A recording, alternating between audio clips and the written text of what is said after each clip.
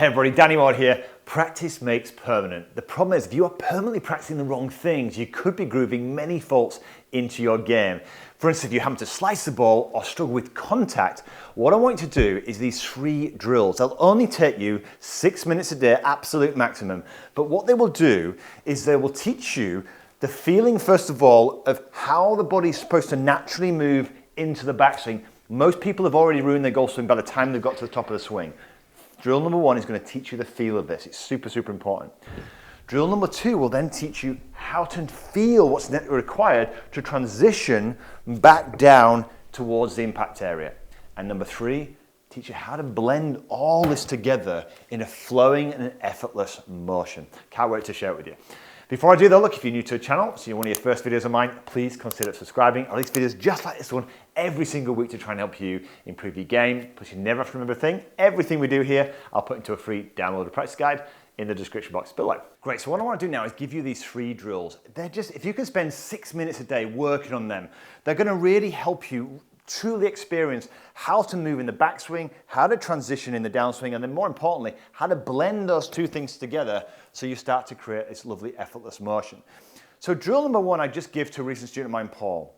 Now I want you to take a look at these 2 swings. I'll show you an exaggerated way first, and you tell me what you can see. So this is swing number 1. I see this a lot with many amateur golfers who struggle. They're trying really hard to get extra distance, but nothing's happening. So this is kind of swing number 1. So that's swing number 1. Look at that. You've got 75 mile an hour worth of clubhead speed, carry distance 130 yards. Notice the length of that swing and the flow of that swing. This is swing number 2. Just take a look at the speed on this one here. So we've gone from 75 miles an hour to 83.9 miles an hour with a 157 yard carry. So another, what was it, almost 30 yards of extra. Did those swings look different? I'm sure they did.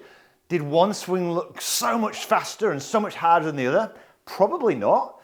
So what's happening? This is what I see with a lot of players who are struggling to get consistent contact and get the distance that I know they deserve. So here's what's happening in those 2 swings, and this is exactly what Paul was doing, and I see with a lot of my students. What's doing, if you can pause the video so you can experience this, it'd be really useful.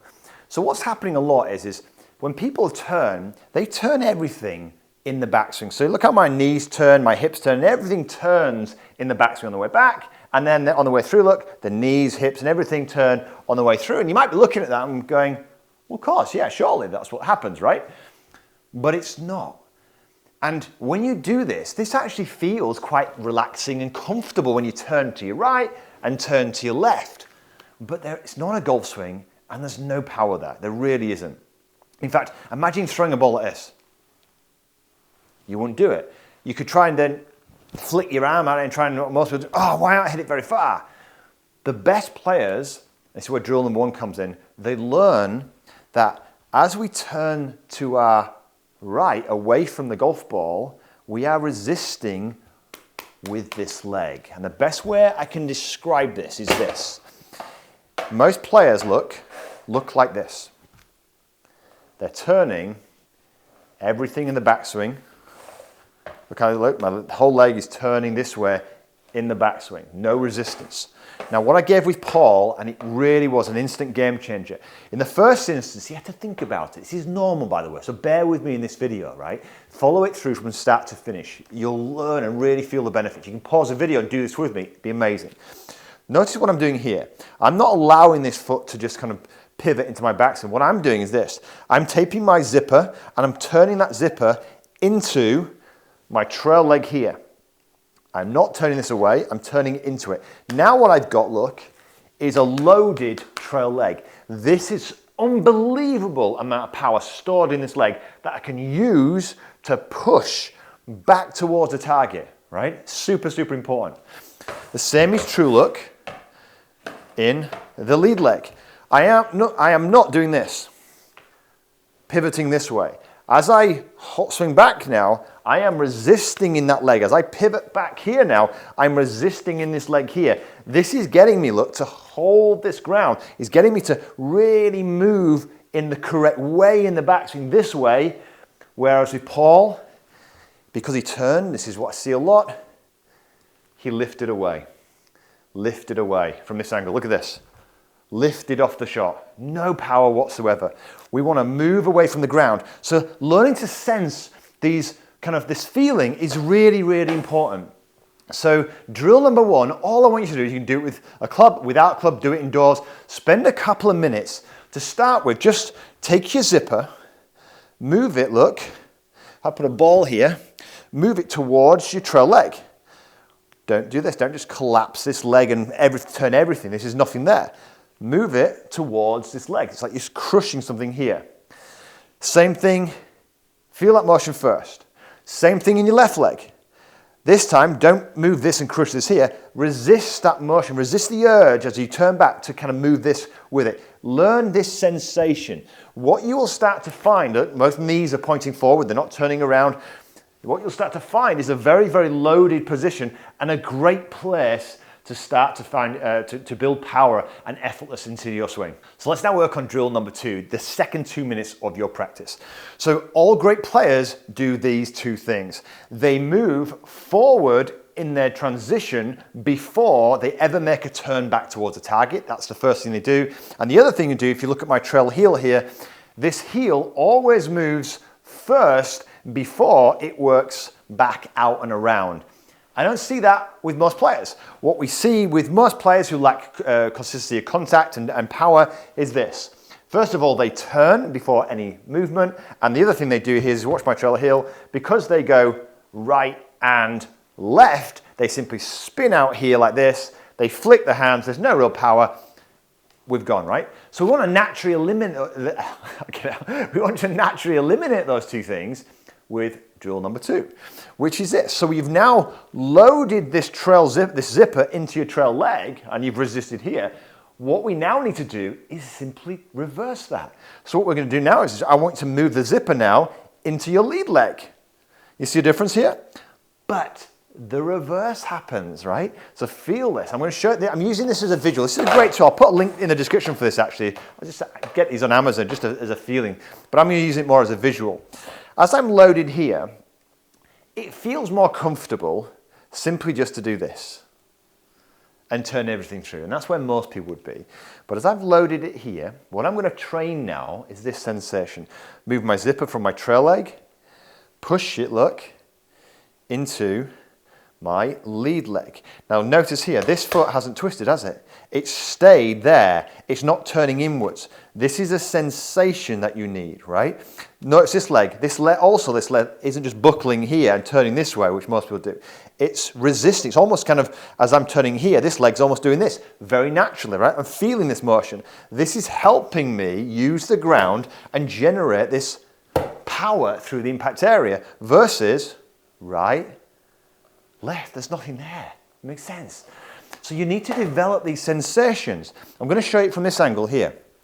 So I'm turning into this leg here. I've resisted in both left and right. A good maybe visual here is to almost imagine knees always pointing forward. Here, they're almost turning to the right and turning to the left too quickly. Here, look, they're keeping them almost pointing towards you. And then look at me in transition here. They still look towards you, right? This is where we want to be. Then they fire through impact, okay? Look at it from this angle. Turn the zipper into my trail leg. And then from here, look, I'm pushing back to the target here into my lead leg, pushing the zipper into this leg. Feel that motion. Take time to do it. You will feel tension in your thighs as you do this. Now with Paul, as we got him to hit some shots with this, we kept it really simple. I get, you can't focus on both legs. So we focused predominantly on his trail leg. I got him here simply to do this.